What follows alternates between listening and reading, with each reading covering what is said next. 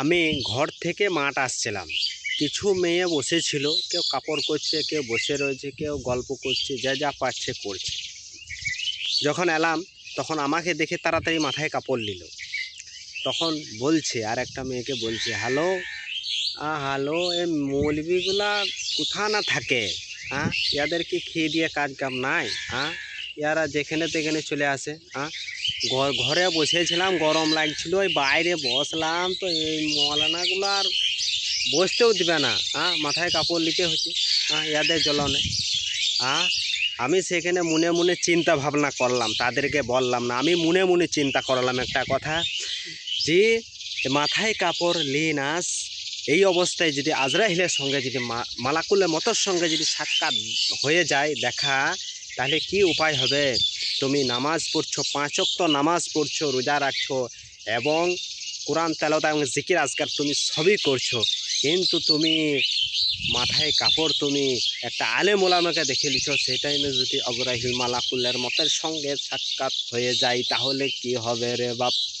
আজরাইল তোমার আসবে কাজকে, তোমার জানটা কবজ করে নিয়ে চলে যাবে নিরুপায় হয়ে আপনার জানটা দিয়ে দিতে হবে।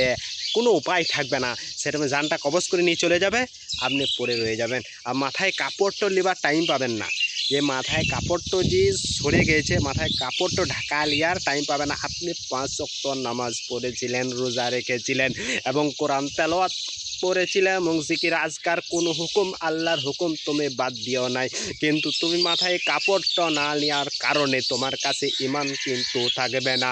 ঈমান না থাকার কারণে আপনার জানটা কবজ হয়ে গেল রে বাপ। ওই জন্যে বলছি, মাথায় কাপড় নেবার অভ্যেস করবা। এই গরম তোমার জন্য তোমাকে দিবে না, কিন্তু তুমি যদি মাথায় কাপড় না নিয়ে যদি মারা যাও, তাহলে ঈমানে অবস্থায় তুমি মারা গেলে না, একটা অপরিচয়, এমনকি তুমি বিনা কাপড়ে মারা গেলেন। এবং বলা হয়েছে যে কাপড় লিয়া এটা হচ্ছে তোমার একটা ঢাকা ঢোকর পরিচয়, এবং মাথায় কাপড় সরে যাওয়া একটা উলঙ্গর পরিচয় বলা হয়েছে।